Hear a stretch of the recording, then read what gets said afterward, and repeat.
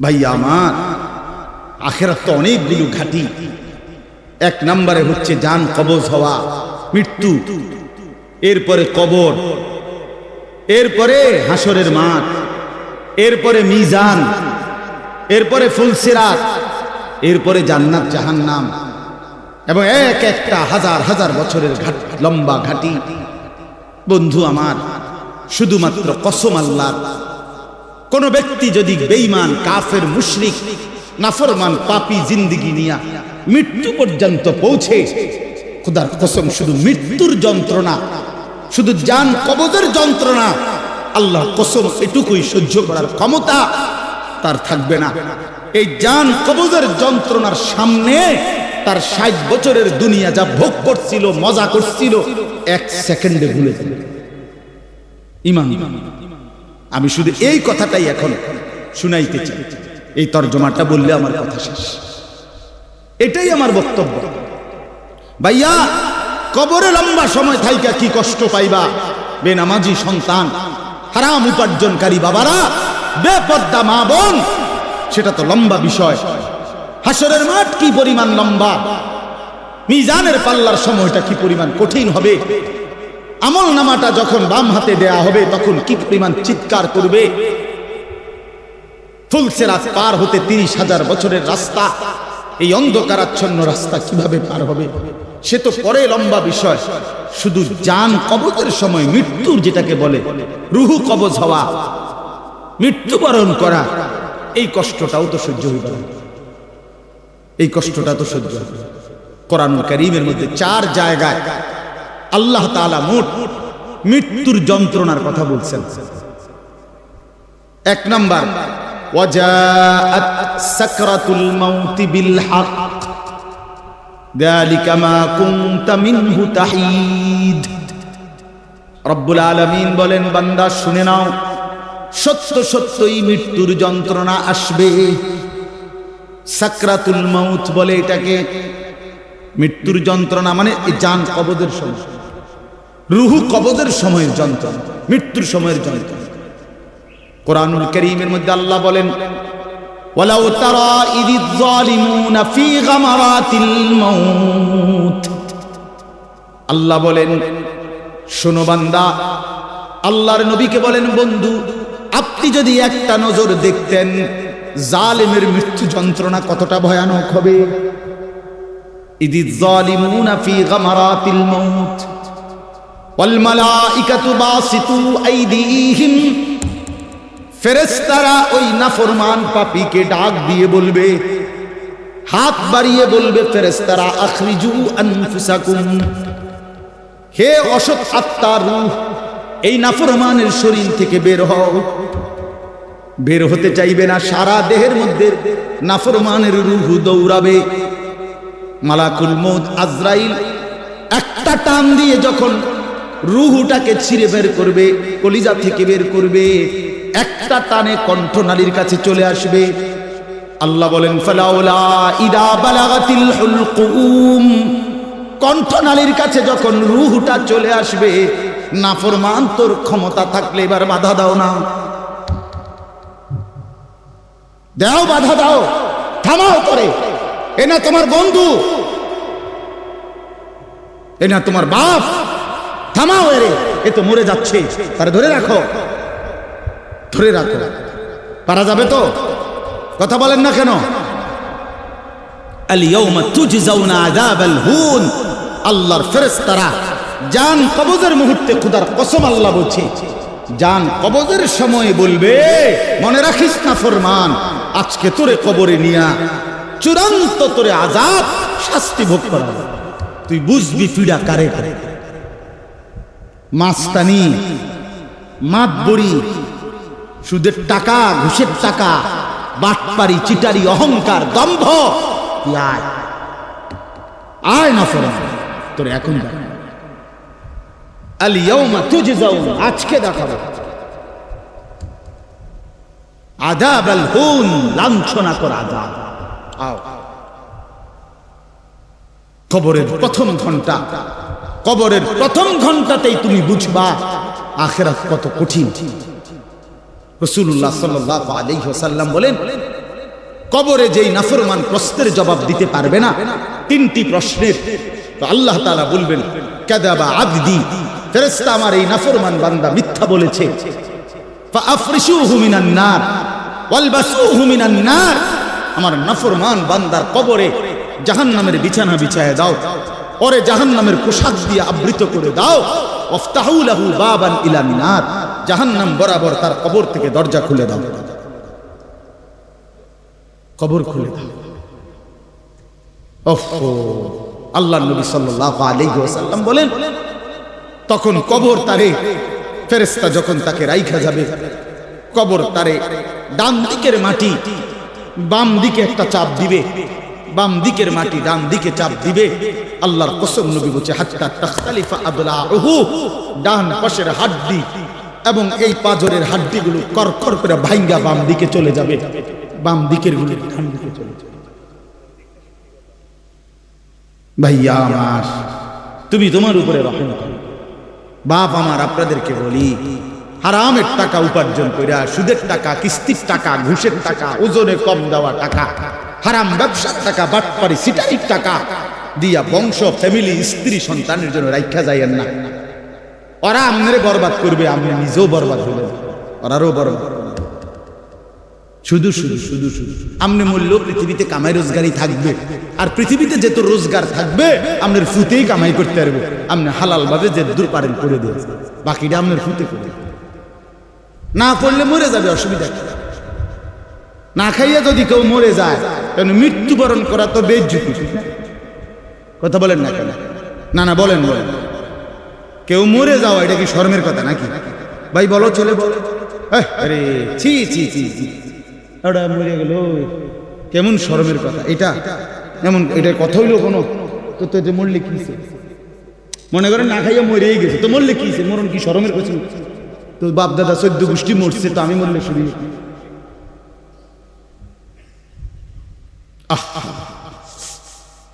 এজন্য বন্ধু আল্লাহ তাআলা বলছেন ওয়ালাউ তারা ইযিয যালিমুন, এই শুনেন বন্ধু, আপনি যদি একটা নজর দেখতেন, আমরা তাফসীরের কিতাবে পড়ছি আত-তাযকিরা, ইমাম কুরতুবী রাহমাতুল্লাহ আলাইহির কিতাব আত-তাযকিরা ফি আহওয়ালিল মাউতা ফিল আখিরা, অনেক সুন্দর কিতাব, বাংলা অনুবাদ হয়েছে মৃত্যুর ওপারে। ইমাম কুরতুবীর খুব সুন্দর অনুবাদটাও অসাধারণ। এই বইটা আছে, ইব্রাহিম আলাইহিস সালাম একবার আজরাইলকে বলছিল, মালাকুল মউত আজরাইল, নাফরমানের জান কবজ করবার সময় তুমি যেই চেহারাটা হয় তোমার, ওটা আমার একটু দেখাও। মালাকুল মউত আজরাইল বলছিল, হে আল্লাহর নবী, কসম আপনি এটা দেখতে চাইেন না, আপনি সহ্য করতে পারতেন না। ইব্রাহিম আলাইহিস সালাম বললেন, না মা আজরাইল, আমি এটা দেখুন, তুমি আমারে দেখাও একটা নজর। মালাকুল মউত আজরাইল কোন পাপী ব্যক্তির জান কবজের সময় যে বিভৎস কুৎসিত আকৃতি ধারণ করে, আল্লাহর কসম ওই আকৃতি যখন ধারণ করছেন ইব্রাহিমের সামনে, ইব্রাহিম নবী সাল্লাল্লাহু আলাইহি সাল্লাম একটা চিৎকার মাইরা বেহুশ হয়ে গেছে। লম্বা সময় পরে যখন হুঁশ আসছে, তো আমি নিজে পড়ছি কিতাবে, আরবি কিতাবে, ইব্রাহিম আলাইহিস সালাম আল্লাহকে বলছে, আল্লাহ আপনার জাতের কসম মাওলা, কোন নাফরমান পাপী তার কবরের আযাব, আখিরাতের আযাব, জাহান্নামের আযাব কিছুই লাগবে না, শুধু মালাকুল মউত আজরাইলের এই বিভৎস দৃশ্য দিশে একবার দেখে, তো তার 60 বছরের নাফরমানির শাস্তির জন্য এটাই যথেষ্ট।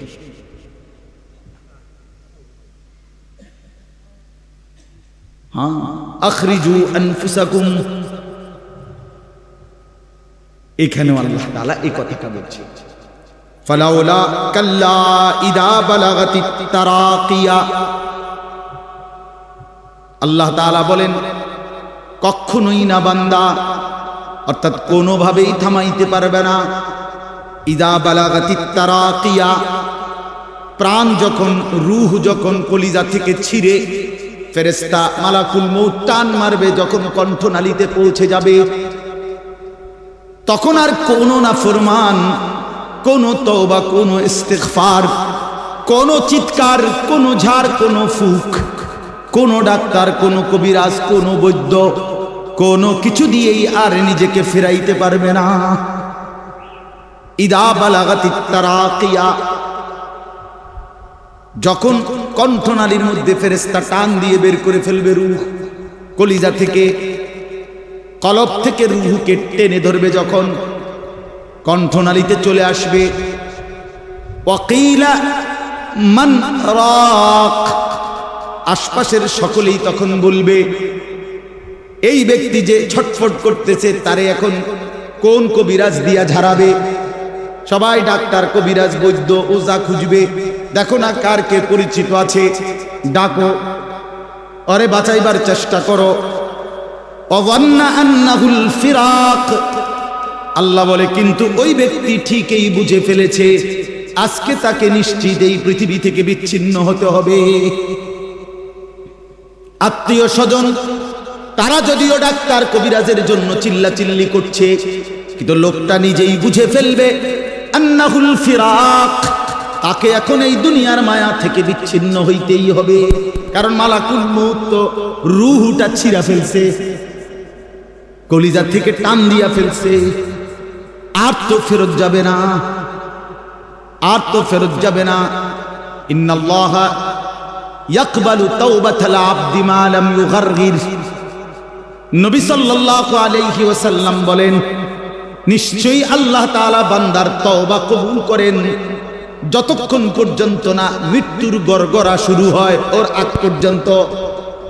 ফেরেশতা টান দিলে মৃত্যুর যখন গড়গড়া শুরু হয় তখন যদি কোনো বান্দা তওবা করে আল্লাহ তাআলা সেই তওবা কবুল করে না।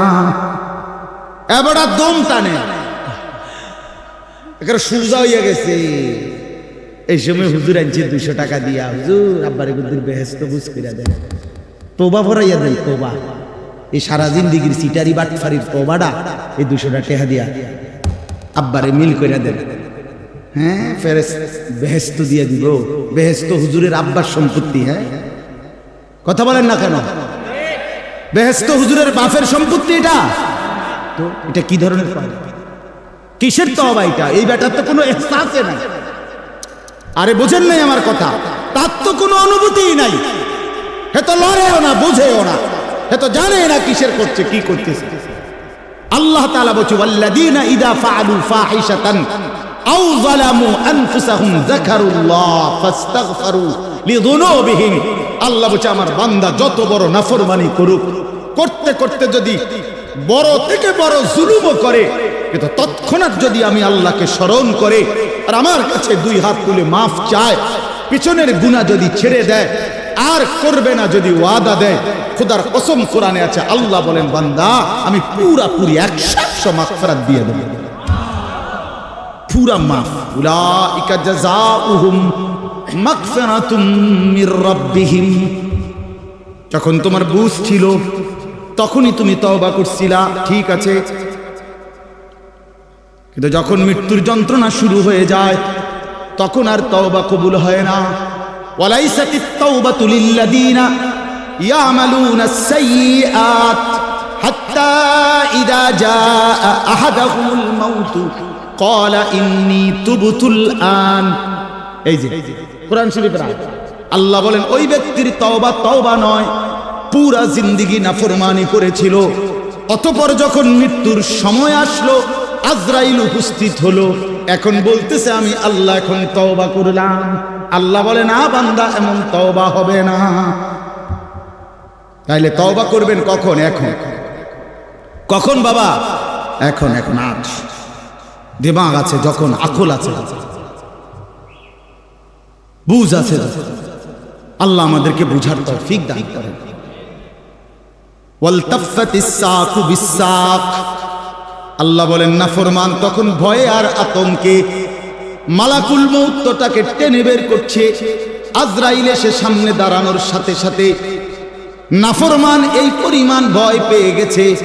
ওয়ালতাফাতিস সাকু বিসাক, 2টা পায়ের গোসা, মানে পায়ের গোসা বোঝেন না, গোড়ালি নিচের অংশ আর কি, জুতা পরি আমরা যেটা, এই গোসা আল্লাহ বলেন এক গোসার সাথে আরেক গোসা, মানে 2 পাও এইভাবে মিল্লা গেছে, এটা যে একটু নড়াবে, একটু একটার উপর একটা উঠাবে অথবা কদ্দুস সরাবে, ভয়ে আতঙ্কে আল্লাহ বলেন নাফরমান এটাও ভুলে যাবে।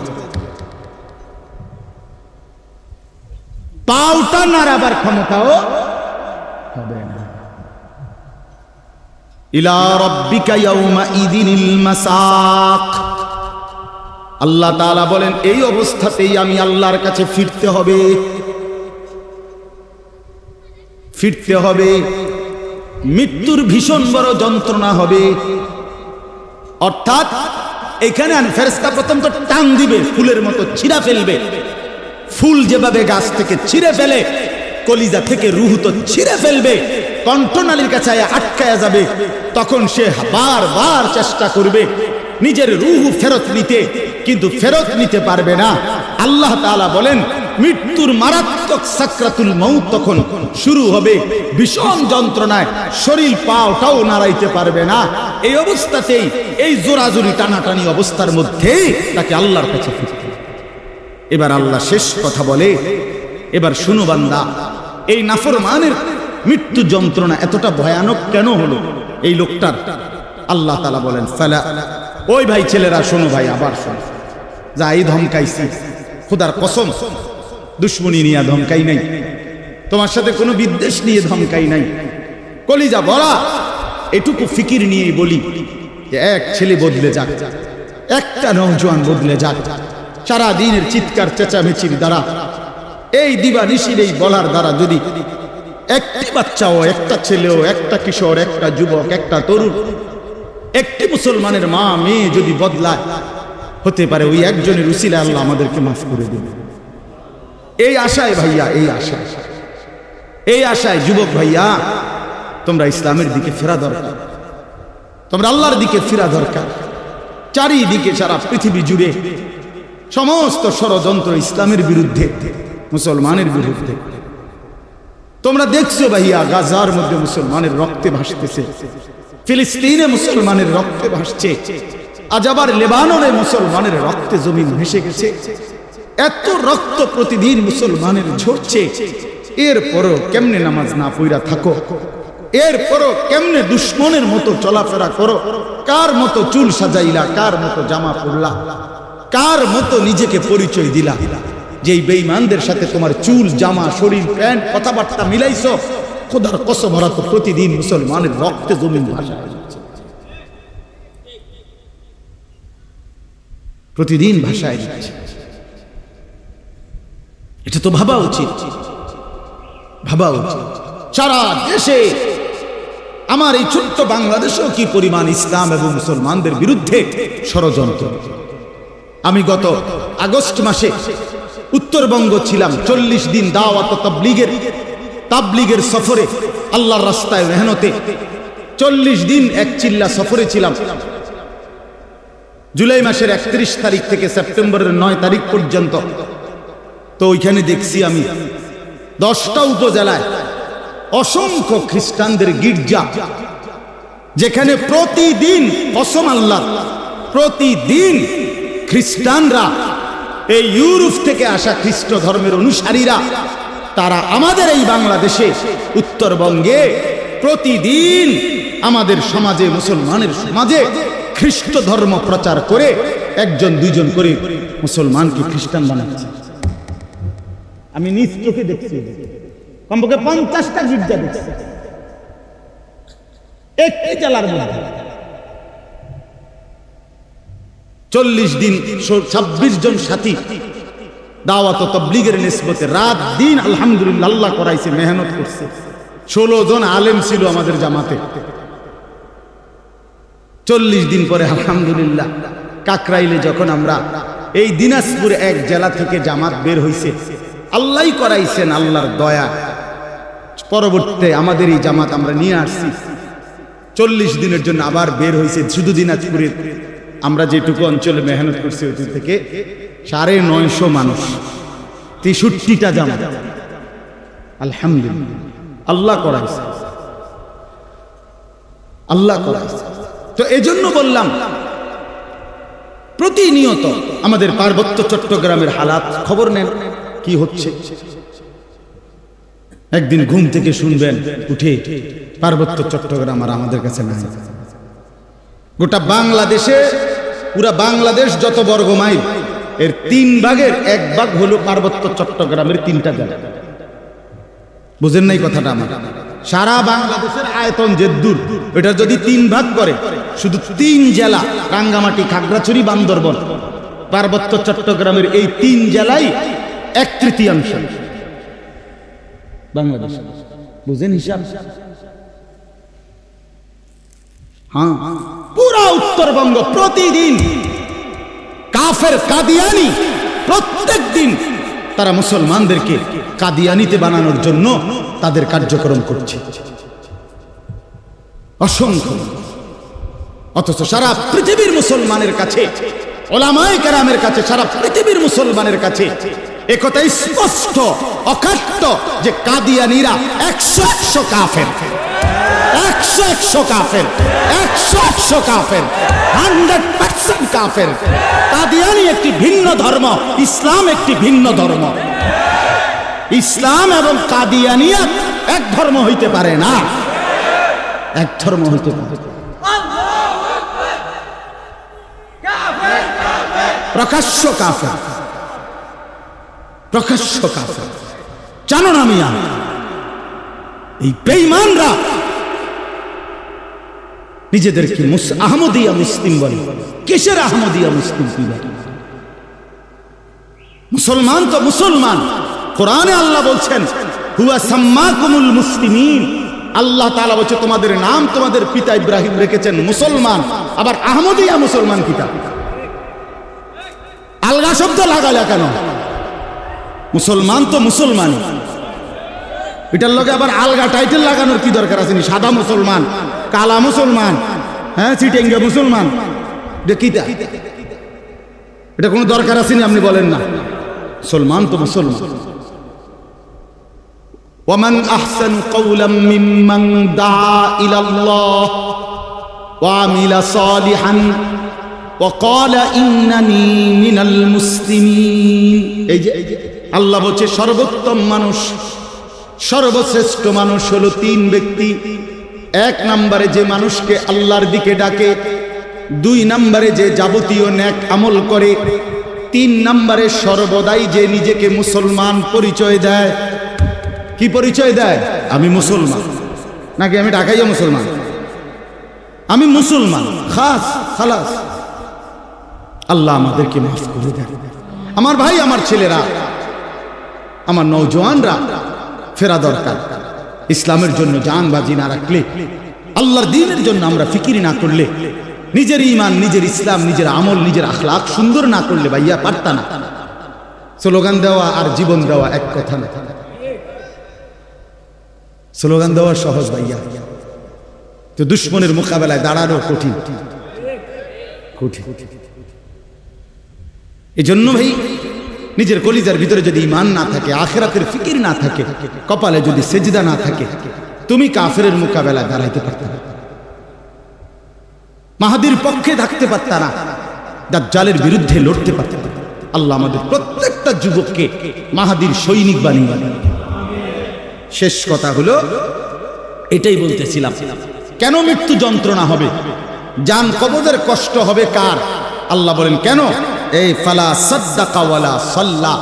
আল্লাহ বলেন কারণ হলো সে আমি আল্লাহর কথায় বিশ্বাস করে নাই, আমি আল্লাহর উপরে বিশ্বাস করে নাই, এবং ওয়ালা সাল্লা 5 ওয়াক্ত নামাজ আদায় করে নাই।